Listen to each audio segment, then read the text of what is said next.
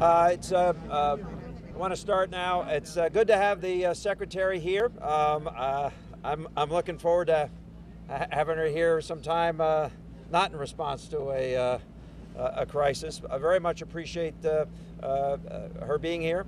Just received another phone call while we were talking to the secretary. I stepped out and spoke to the president as well. We are seeing unprecedented cooperation from FEMA, all of the federal government.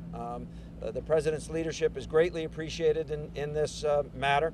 We're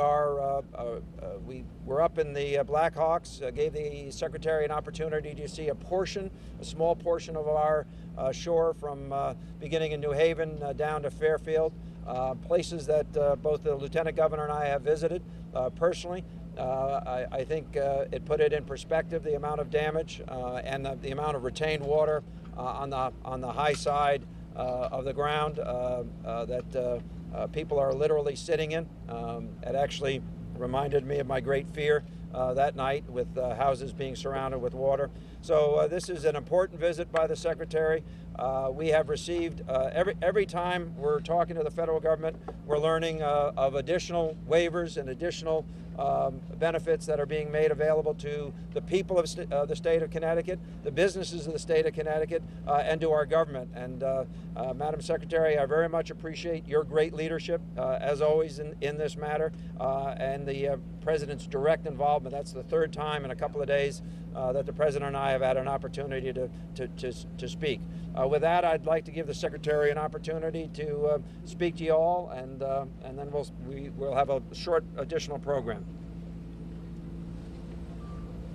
Well, thank you, Governor, and I want to express my appreciation to all of the leaders who are here with me today. And I do accept your invitation to come back sometime when there's not a natural disaster going on. But, you know, this is the time where we need to be here. We need to be working closely together.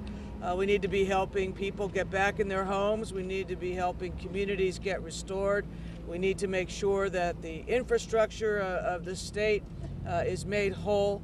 And we understand the urgency of the situation in the sense that people now are eager to get back to life and get the kids back at school and everybody back to work and the like. So the President's direction to us from the beginning, before landfall even occurred, was to lean forward and to make sure that we did everything we could to prepare.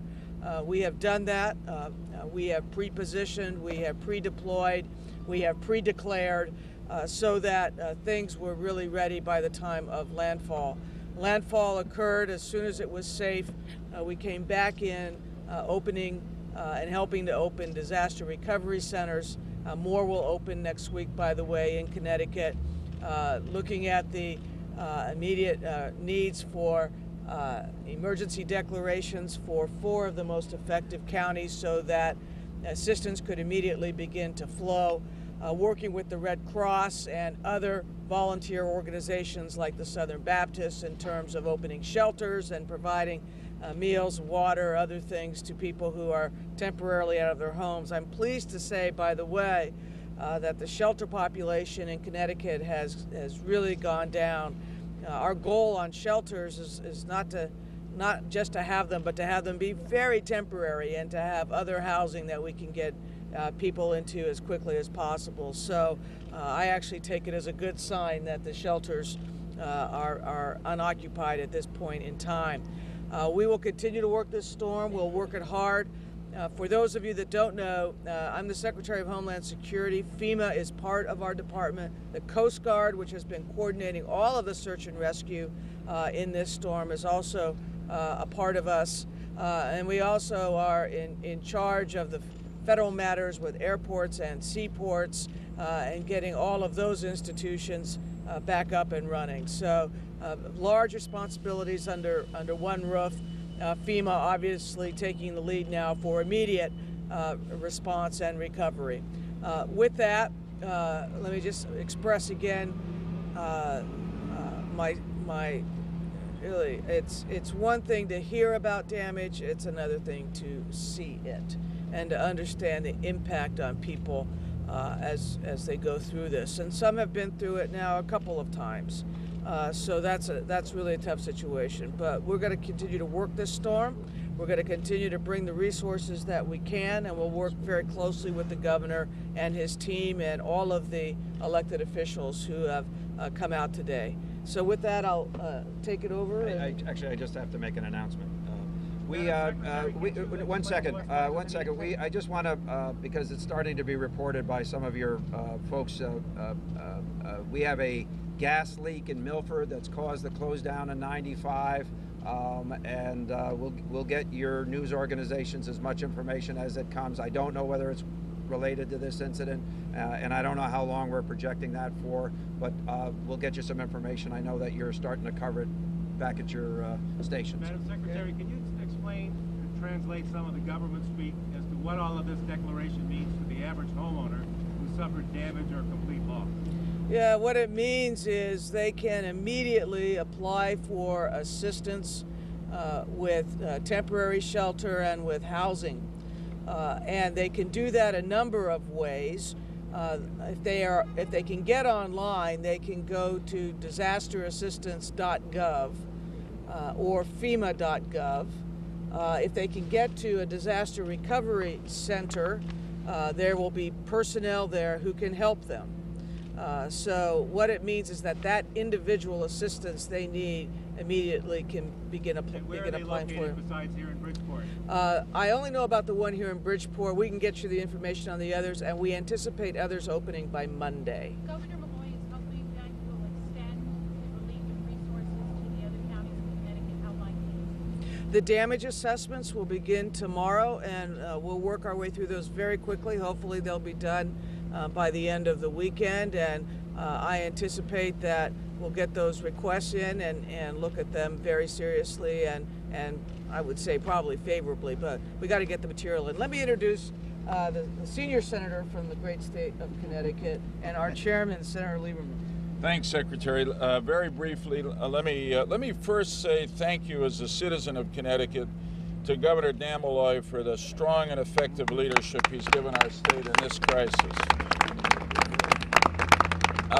Second, I'm really honored and grateful that Secretary Napolitano has spent the time to come here to Connecticut and see the damage with her own eyes. This is the third natural disaster Connecticut has faced in the last year. Irene, the unusual winter storm, right about this time of the year last year, down Sandy. And some of our people are really hurting. Our state and local government is in some ways really hurting for resources as well. So the President's quick response, Secretary, you being here, gives our delegation real confidence that working together with you, we're going to get the assistance for the state and local government and the individual people in Connecticut that they need to recover from this storm. Secondly, in my capacity as chairman of the Senate Homeland Security Committee, I just want to give a shout out to you, to everybody who works for the Department of Homeland Security, and to the folks at FEMA for the tremendous transformation that has happened in our operations. I mean, we all remember 6 years ago, Hurricane Katrina, as some local official in Louisiana said, FEMA's just another four-letter word. Today in Connecticut, FEMA is a four-letter word. It's help. The help you have brought us before, during, and we're confident after Hurricane Sandy. You've been proactive, you've been non-bureaucratic. The governor, the local officials, and all of us in the delegation are grateful to you. So DHS, FEMA, the Coast Guard, today a world-class emergency preparedness and response operation. Thank you. Organized by Joe Lieberman. I think I'm next on the roster to be followed by Jim Himes. Let me first of all second the thanks and praise for Governor Malloy for all of his team who have reacted with unprecedented responsiveness, and that goes for all of the local officials, including right here in Bridgeport, Mayor Bill Finch, whose team has really been extraordinary, and really throughout the state, all of the emergency responders, the police, the fire, who are up for days on end. I had the privilege, I won't call it exactly pleasure, of traveling by helicopter down here. And I've traveled on the ground with the governor over the last couple of days. The spectacle of disaster is staggering. There are nightmare neighborhoods, literally homes lifted, beams thrown around like toy parts, fields flooded, beaches completely destroyed, and I think that very dramatic picture is worth 1,000 of our words, certainly for the Secretary, in terms of her coming to see it for herself. Thank you, Madam Secretary, for being here. Let me just go to Mark's question. Go online is the very simple answer. Go online. What if you can't go online? Find a place that you can, or come to the centers. There are probably more places to go online than there will be centers. Certainly there are. So the simple advice for people is to go online. The applications have been streamlined. The process is expedited. We've learned a lot. The federal government has learned a lot from these disasters, much better practice and prepared, and the process of responsiveness will be expedited. Third point on power. There's growing impatience and even anger, and understandably, and we'll see what the results are over the next couple of days. But certainly, I know from my discussion with local officials all around the state that they're hearing from people about the apparent lack of organization. I hope that the power companies are able to dispel that impression over the next few days. Congressman Himes. Thank you, Senator, and I want to welcome the Secretary and the entire Connecticut congressional delegation, as well as the state and local officials who are here today, indicating the seriousness with which government at every level is taking this event. I want to add just a couple of quick points to what you've just heard. Number one, we all just met inside Housatonic. Behind safety and security was the priority of power restoration. Every one of these elected officials is hearing now constantly from their constituents, and it's something that we're taking very seriously, and we will be working closely with UI and CLMP to make sure that that happens as rapidly as possible. Second, it bears repeating that FEMA is now setting up facilities on the ground to assist people with aid, small businesses with low interest loans, that sort of thing. In addition to applying online, there is an 800 number that can be used to apply for an application, which is 1-800-621-3362. People will find helpful FEMA staff to assist them with the application process for financial restitution if they qualify. And third, it bears repeating anytime there's a microphone or a camera. We just flew over much of the coastline. There are still people out there sightseeing. That A, puts people in danger, and B, impedes first responders and recovery workers from doing the job they need to do to make people safe and restore power and infrastructure. So I think I speak for everyone up here when I say it is not a good moment to be walking around with down power lines and first responders trying to get to the affected communities. With that, I just want to reiterate the thanks to the Secretary of Homeland Security, to the entire congressional delegation, to the officials who are here and very, very focused on the challenge that we now face. Thank you. We're going to, the Secretary's got to get on her way. We're going to take two questions, and you had one. Paul Murnane. Any concern that given what we're seeing, given the damage to New York City, given what we're seeing along the New Jersey coastline, that people might have the thought in their head that maybe Connecticut gets a little bit lost in the mix, that we take a back seat? Listen, the Secretary's here very quickly. No one should have that feeling. I've been on the phone 4 times actually, I should correct myself, with the President of the United States about our needs. We're getting whatever we're asking for, and so no, I don't think people should do that. Having said that, our hearts go out to the people of New Jersey who are dealing with unprecedented damage that puts ours well in perspective, and our colleagues and friends in New York, where power is still out south of 31st Street. So it gives us perspective, but it has not caused us to get any less attention from the Secretary or anyone else. Yep, good. When does the free pass end for UI and CLMP? There's no free pass for either one of those companies. Having said that, there'll be more than enough time to analyze what they have or have not done. UI has about 50,000 more outages than they had with Irene. CLMP has fewer. We're going to hold them accountable. I can assure you there is no free pass. Absolutely not. Are you concerned that election next week could be disrupted if the power? We are going to have an election. And we will take whatever steps are necessary. We are in communication with the Secretary of State's office on a regular basis.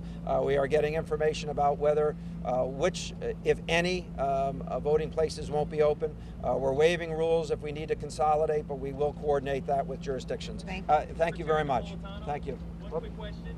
The FEMA's response this time compared to last year for Irene, is there any difference at all? Or is it pretty much the same scene? I think the same and faster. We really are, you know, our aim is to be very proactive, to work very closely with communities. One of the things about Irene is there got to be some really good personal relationships between FEMA personnel and folks on the ground here. That always helps. But you know, we want to be ahead of landfall wherever we can, and we were in this instance. But we are not done yet. We're still, in our own minds, we're still in this storm. Thank you all very much.